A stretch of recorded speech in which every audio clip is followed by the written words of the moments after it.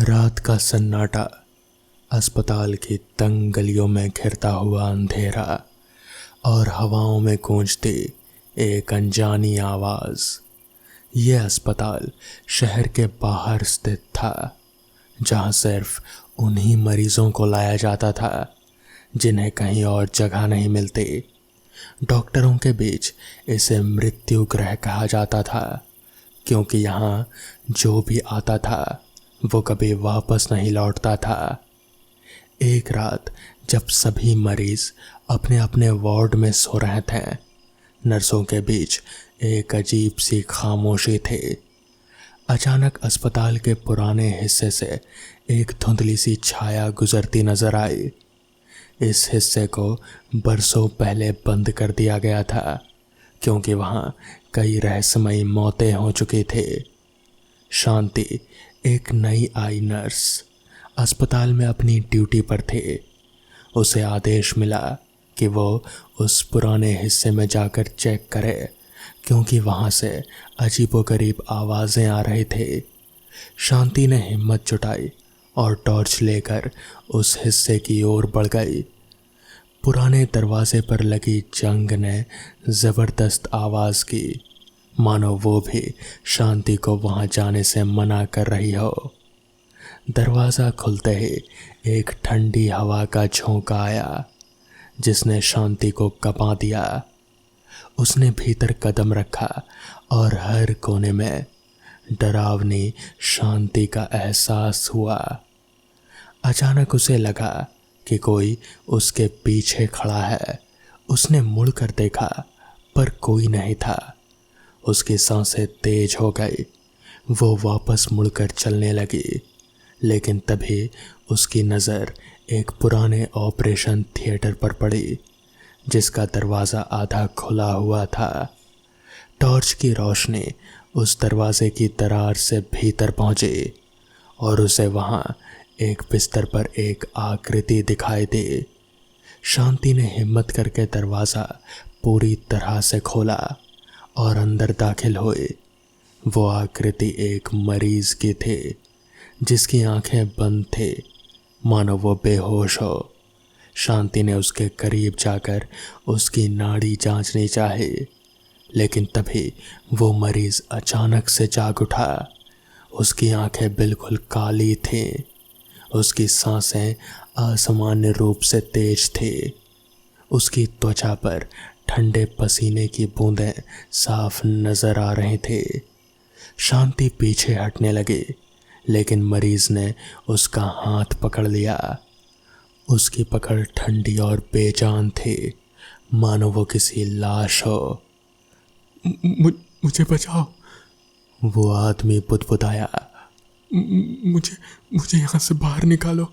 ये जगह मौत की है। शांति के चेहरे पर डर की लकीरें खिंच गई। उसने किसी तरह अपने आप को छुड़ाया और तेजी से दरवाजे की ओर भागी। लेकिन जैसे ही उसने दरवाज़ा खोला, वहाँ एक और भयानक दृश्य उसका इंतज़ार कर रहा था। अस्पताल का पूरा स्टाफ, जो कुछ समय पहले तक बिल्कुल सामान्य दिख रहा था, अब उनमें से हर एक की आंखें काली हो चुके थे और वो सभी उसकी ओर देख रहे थे। शांति का शरीर ठंडा पड़ गया। उसके पैरों ने जैसे ज़मीन पकड़ ली थी। वो पीछे की ओर भागी और उसी पुराने हिस्से में बंद हो गए।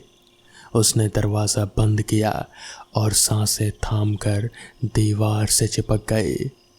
बाहर से उन काली आंखों वाले लोगों की आहटें लगातार सुनाई दे रहे थे, जो धीरे धीरे उसके करीब आ रहे थे। अचानक कमरे के एक कोने से एक ठंडी आवाज़ गूंज उठी। तुम भी अब हमारे जैसे ही हो जाओगी।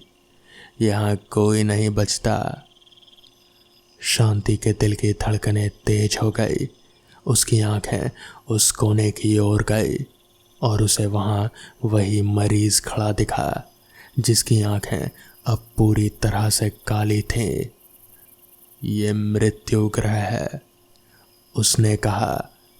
यहाँ हर कोई मरता है, लेकिन उनकी आत्माएं यही रहती है हमेशा के लिए। शांति की चीखें उस अस्पताल के दीवारों में गूंज उठी, लेकिन बाहर कोई नहीं था जो उसे सुन सके। वो अब उस अस्पताल का हिस्सा बन चुकी थी, जैसे कई दूसरे लोग बन चुके थे। बाहर से अस्पताल अब भी वैसा ही दिखता है जैसा हमेशा था, सिर्फ एक और रात, एक और आत्मा जो अब कभी बाहर नहीं निकलेगी। तो दोस्तों, ये थी आज की पहली कहानी। तो चलिए बढ़ते हैं आज की दूसरी कहानी की ओर। रात के 11 बज रहे थे और पूरे स्कूल में अंधेरा छाया हुआ था। सिर्फ एक कमरा था जहां हल्की रोशनी चल रही थी। Classroom number 13। स्कूल के पुराने टीचर प्रोफेसर विजय अपनी आखिरी शिफ्ट खत्म कर चुके थे, लेकिन एक फाइल ढूंढने के लिए वो क्लासरूम नंबर 13 में वापस आए थे। वो जब अंदर गए तो कमरे में एक अजीब सी ठंडक महसूस हुई। दीवारों पर टके पुराने पोस्टर हिल रहे थे, मानो कोई हवा चल रही हो, लेकिन खिड़कियां और दरवाजे सब बंद थे। उन्होंने सोचा कि शायद वो थके हुए हैं और जल्द ही फाइल ढूंढकर घर चले जाएं, लेकिन तभी उनकी नज़र काले ब्लैक बोर्ड पर गई। ब्लैक बोर्ड पर सफ़ेद चौक से लिखा था, तुम मुझे नहीं देख सकते, लेकिन मैं यहीं हूँ। विजय सर ने झट से ब्लैक बोर्ड के पास जाकर उसे मिटा दिया, लेकिन जैसे ही उन्होंने पीठ घुमाई, वही शब्द फिर से दिखाई देने लगे। इस बार ब्लैक बोर्ड पर कुछ और लिखा था, मैं अब तुम्हारे पास हूँ। उनकी रीढ़ की हड्डी में सिहरन दौड़ गई। वो फाइल भूलकर तुरंत दरवाजे की ओर बढ़े, लेकिन दरवाज़ा जाम हो चुका था।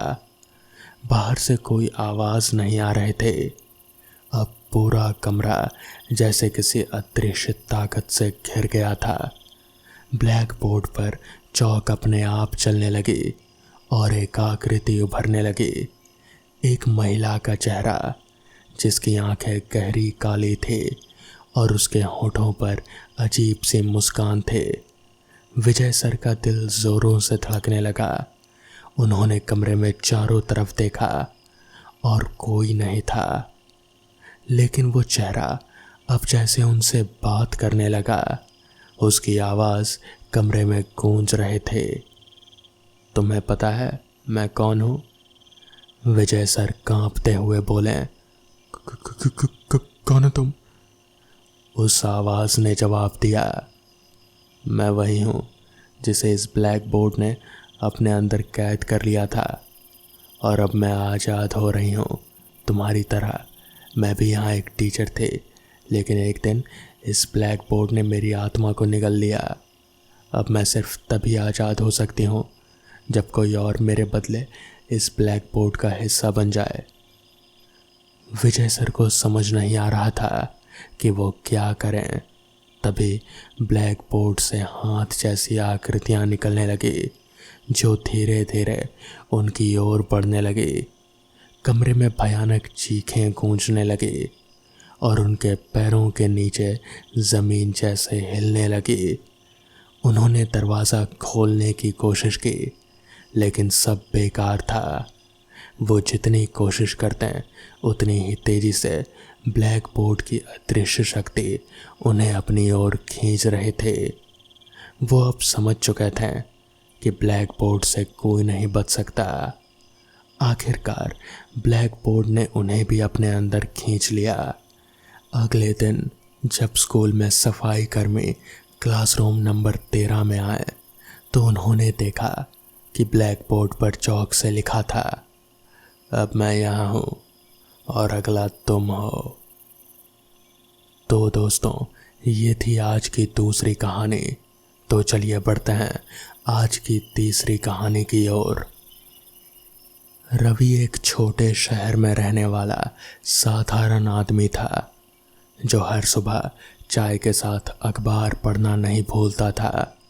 एक दिन वो एक पुरानी दुकान से कुछ सामान खरीदने गया, जहां उसे एक अजीब सी चमकती हुई चीज़ दिखी। ये एक पुराना अखबार था जिसका रंग मटमैला हो चुका था। रवि ने उसे उठा लिया, लेकिन जैसे ही उसने उसे छुआ उसे एक ठंडी लहर महसूस हुई। दुकान मालिक ने उसे चेताया, अरे इस अखबार को मत ले जाओ साहब, ये खतरनाक है। रवि ने हंसते हुए कहा, अखबार से भी कोई खतरा होता है क्या? उसने दुकानदार की बात को नज़रअंदाज किया और वो अखबार खरीद लिया। अगले दिन सुबह रवि ने उस अखबार को पढ़ने का फैसला किया। पहला पन्ना खोलते ही उसकी आंखें चौड़ी हो गई। अखबार में आज की तारीख की खबरें थी, लेकिन सब कुछ अजीब था। पहले पन्ने पर एक खबर थी, स्थानीय व्यक्ति की रहस्यमयी मौत, शव का पता नहीं चला। खबर में जिस व्यक्ति की मौत की बात थी वो रवि का नाम था। रवि चौंक गया और अखबार को फेंक दिया। वो सोचने लगा कि ये किसी का बुरा मजाक है, लेकिन फिर दरवाजे पर दस्तक हुई।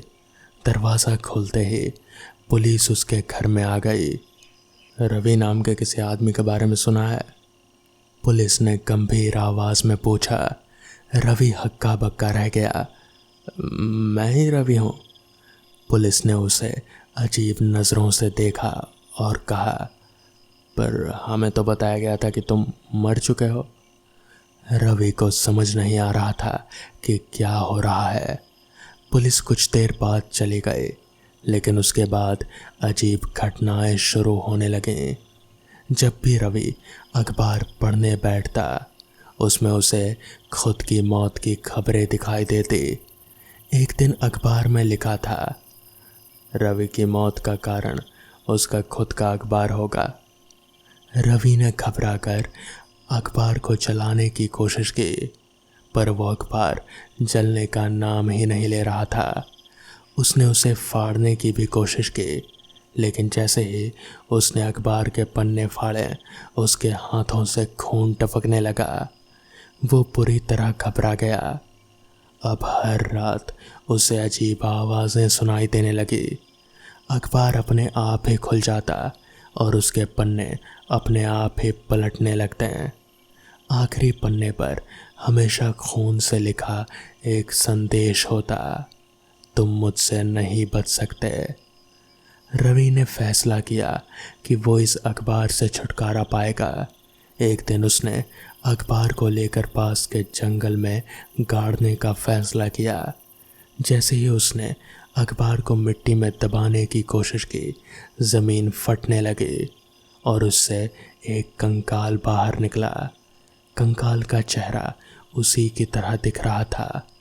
रवि चीखते हुए पीछे हट गया, पर तभी अखबार हवा में उड़ने लगा और पन्ने पर पन्ने खून से एक ही नाम लिखा था, रवि।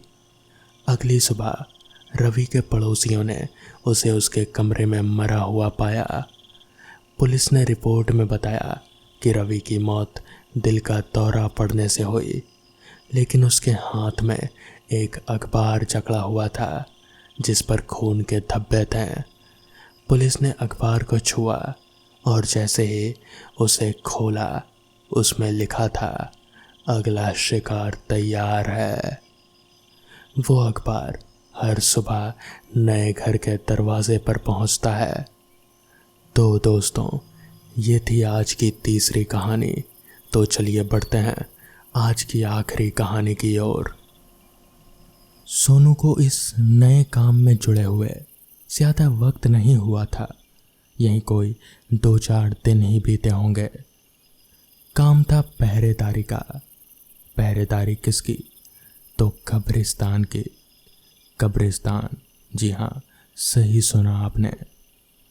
सोनू अपने मन ही मन में बड़बड़ाता हुआ बाहर कुर्सी पर बैठा था। ये कब्रिस्तान की पहरेदारी का क्या चक्कर है यार? कब्रिस्तान का भी कोई पहरेदारी करता है? यहाँ क्या चुराएगा कोई? कुछ है ही नहीं चुराने को। मुझे क्या, मुझे तो बस पैसों से मतलब है भाई। पैसे मिल गए, मेरा काम हुआ, मैं निकला अपने रास्ते, बाकी तुम लोग अपना समझो। और सोनू ये सब बड़बड़ाते हुए अपनी नज़र इधर उधर घुमाए जा रहा था। उसे ये काम बड़ा बोरिंग भी लगता था, क्योंकि वहाँ आसपास कोई और इंसान दूर दूर तक वहाँ कोई था ही नहीं जिससे सोनू बात तो दूर देख भी सके।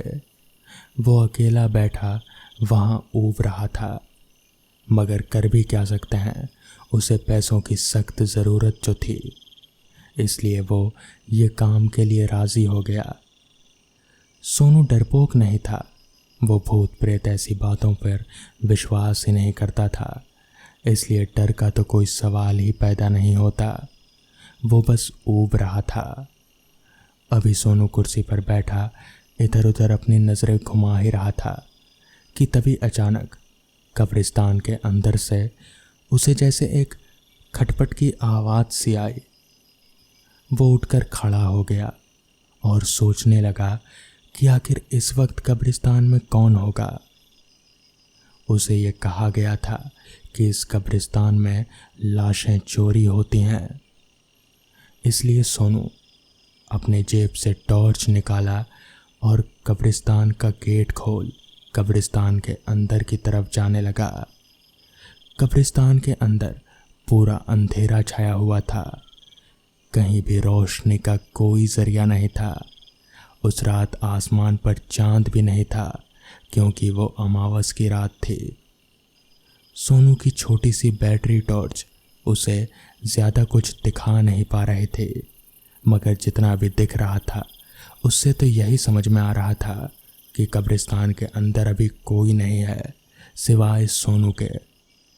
सोनू आगे बढ़ ही रहा था कि तभी फिर से उसे वही खटपट की आवाज़ सुनाई दी। वो उस आवाज़ की ओर बढ़ने लगा। जैसे जैसे वो उस आवाज़ की ओर बढ़ रहा था, वैसे वैसे वो आवाज़ और भी तेज होती जा रहे थे। उसे समझ नहीं आ रहा था कि आखिर ये आवाज़ है किस चीज़ की। इतनी रात गए एक क्रिश्चियन कब्रिस्तान में एक अकेला आदमी, ऊपर से एक आवाज़। कोई भी होता तो डर जाता, मगर सोनू वो बहुत ही हिम्मत वाला आदमी था। वो आगे बढ़ता रहा और बस बढ़ता रहा। कब्रिस्तान जितना बड़ा बाहर से दिखता था, अंदर से उससे कई ज़्यादा बड़ा था। कई सारी कब्रें थी वहाँ पर। वो आगे बढ़ता रहा और उस आवाज़ के करीब जाने की कोशिश करता रहा, लेकिन ऐसा लग रहा था जैसे जैसे वो उस आवाज़ के करीब जा रहा है, वैसे वैसे वो आवाज़ उससे और दूर होती जा रही है। मगर सोनू ने भी हार नहीं मानी।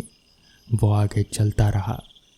चलते चलते आखिरकार वो आवाज़ उसके करीब आ ही गई, यानी कि वो उस आवाज़ के पास पहुंच ही गया। वो आवाज़ एक कब्र के पास से आ रही थी। एक कब्र, जी हाँ, ऐसा लग रहा था जैसे उस कब्र के अंदर से कोई कुछ बोलने की कोशिश कर रहा था। अब सोनू को डर लगने लगा। भले कितना ही वो बहादुर था, मगर एक कब्र के अंदर से आवाज़, ये उसने कभी नहीं सोचा था। तो वो बहुत ज़्यादा डरने लगा था। मगर तभी कब्र की वो ऊपर की जो सीमेंट की परत थी, वो अचानक से हिलने लगी। सुमित डर के मारे कंपकपाने लगा। तभी अंदर से आवाज़ आई, रुको रुको, डरो मत। ये आवाज़ एक औरत की आवाज़ थी। अब सोनू बहुत ज़्यादा डरने लगा था। वो वहाँ से भागने ही वाला था कि तभी वो आवाज़ और तेज हो गई। प्लीज़ प्लीज़ रुको, भागो मत, मेरी मदद करो। सोनू वहाँ पर रुका और उसने कांपती आवाज़ में पूछा, कौन हो तुम? क्या मदद चाहिए मुझसे? तभी कब्र के अंदर से आवाज़ आई, मेरा नाम मैरी है। मेरी मौत नहीं हुई थी, मुझे मारा गया था। प्लीज़ प्लीज़ मेरी मदद करो, मैं तुमसे भीख मांगती हूँ। कल अगर कोई ऑफिसर आया और मेरे बारे में पूछा तो उसे बता देना। वो मेरे पति हैं, वो शहर से बाहर गए थे तो उनके आए बगैर ही मुझे दफना दिया गया। बस तुम उन्हें इतना बता देना कि मेरी मौत नहीं हुई थी, मुझे मारा गया था।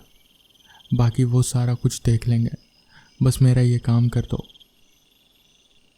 और फिर वो आवाज़ कहीं हवा में लुप्त सी हो गई। सोनू डरते डरते वापस कब्रिस्तान के बाहर आकर बैठ गया। उसे समझ नहीं आया था कि अभी अभी जो कुछ हुआ क्या वो सच था या फिर बस एक सपना। खैर, अगली सुबह एक पुलिस ऑफिसर वहाँ पर उस कब्र के ऊपर फूल रखने आया था। सोनू ने उस ऑफिसर से बात की और उन्हें सारा माजरा बता दिया, जिसके बाद वो ऑफिसर वहाँ से चले गए। कुछ दिनों बाद पता चला कि उस ऑफिसर ने जांच पड़ताल की और जिससे ये निष्कर्ष निकला कि मैरी की मौत नहीं हुई थी बल्कि उसका कत्ल हुआ था, और उसका कत्ल किसी और ने नहीं बल्कि उसके पड़ोसी ने किया था। और इस तरह से सोनू ने एक भूत को इंसाफ दिलाया। तो दोस्तों, ये थी आज की कहानी। अगर आपको ये कहानियाँ पसंद आई हों तो वीडियो को लाइक और चैनल को सब्सक्राइब करना ना भूलें। तो मैं आपका दोस्त आर्यन जल्द ही मिलूँगा आपसे ऐसी ही नई कहानियों के साथ। तब तक के लिए अपना ख्याल रखें।